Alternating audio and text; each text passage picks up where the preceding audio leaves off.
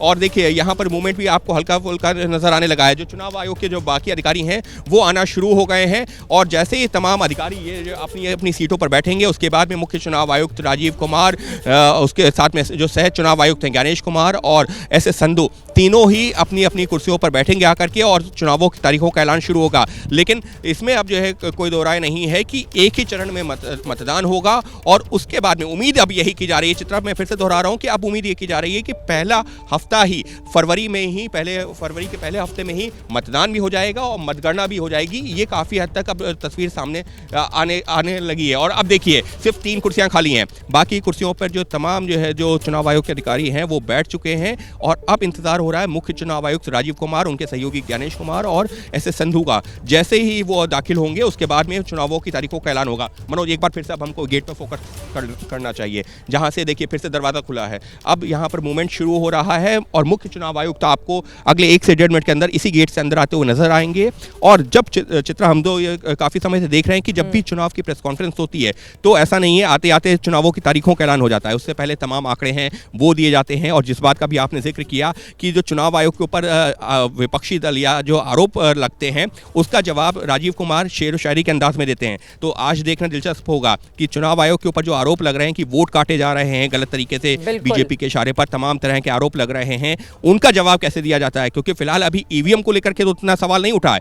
अभी सवाल उठ रहा है कि दिल्ली में अवैध तरीके से वोट काटे जा रहे हैं और अवैध तरीके से जोड़े जा रहे हैं। इस तरीके के आरोप लगा रही है आम आदमी पार्टी और बीजेपी कह रही है कि आम आदमी पार्टी अवैध तरीके से वोट जुड़वा रही है। तो आखिर वोट कैसे कट रहे हैं, कैसे जुड़ रहे हैं, उनका जवाब कैसे दिया जाता है। और देखिए प्रेस कॉन्फ्रेंस की तरफ वहां पर अनाउंसमेंट किया जा रहा है। अनाउंसमेंट क्या किया जा रहा है कि मुख्य जो चुनाव आयुक्त हैं राजीव कुमार अगले जो कुछ ही मिनट्स के अंदर यहां पर आने वाले हैं और वो यहां परिसर में पहुंच चुके हैं। मनोज, फिर से हमको उसी गेट पर फोकस करना चाहिए जहां से वो दाखिल होंगे, क्योंकि मुख्य चुनाव आयुक्त और जो सह चुनाव आयुक्त हैं वो इस परिसर में दाखिल हो चुके हैं। इस वक्त के लिए बड़ी खबर ये है और अगले हम कह सकते हैं कि उल्टी गिनती एक तरह से शुरू हो गई है, क्योंकि 1 से 1.5 मिनट का वक्त है और 1 से 1.5 मिनट के अंदर आपको इसी गेट से अंदर आते हुए नजर आएंगे। लेकिन महत्वपूर्ण क्या है? महत्वपूर्ण यह है कि जैसे ही प्रेस कॉन्फ्रेंस शुरू होगी सबसे पहला ऐलान यही किया जाता है कि चुनावों की तारीखों का ऐलान किया जा रहा है, लिहाजा आज से आचार संहिता लग रही है। आचार संहिता का क्या मतलब है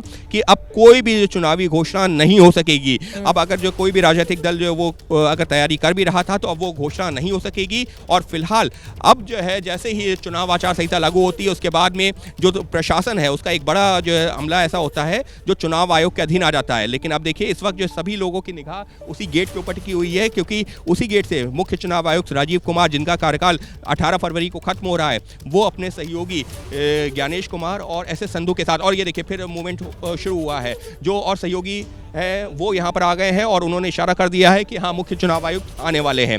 यानी कि परिसर में पहुंच चुके थे और बस अनाउंसमेंट किसी भी समय कि मुख्य चुनाव आयुक्त आपको इसी गेट से दाखिल होते हुए नजर आएंगे। लेकिन जिस बात का मैं जिक्र कर रहा था कि प्रेस कॉन्फ्रेंस शुरू होते ही आचार संहिता लागू हो जाएगी।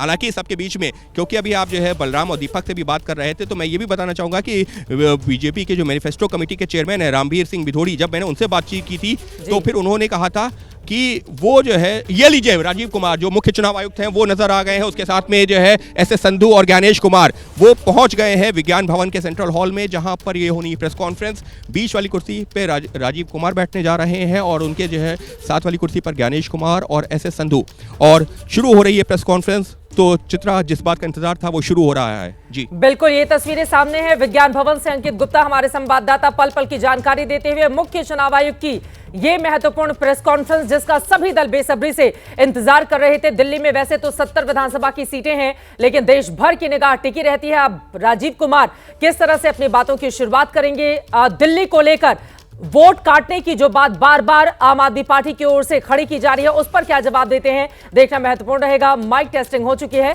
अब सीधे रुक कर लेते हैं और सुनते हैं क्या कह रहे हैं मुख्य चुनाव आयुक्त। This pressure also holds a special significance आज from Bihar assembly elections in 20। Ankit, एक बार फिर से आपके पास आते हुए, वहां पर बिहार में तो अभी काफी वक्त बाकी है, अक्टूबर नवंबर में वहां पर, लेकिन किसी संदर्भ में जिक्र किया गया है मंच से। लेकिन मुख्य चुनाव आयुक्त के लिए भी आज का दिन काफी ज्यादा बड़ा, क्योंकि अगले ही महीने रिटायरमेंट की तारीख है। ऐसे में चेहरे पर मुस्कुराहट लेकर क्या बातें आज वो कहते हैं और चुनाव आयोग के ऊपर जो आरोप लगते रहे हैं उसकी काट आज क्या निकालते हैं, ये देखना बेहद दिलचस्प रहेगा।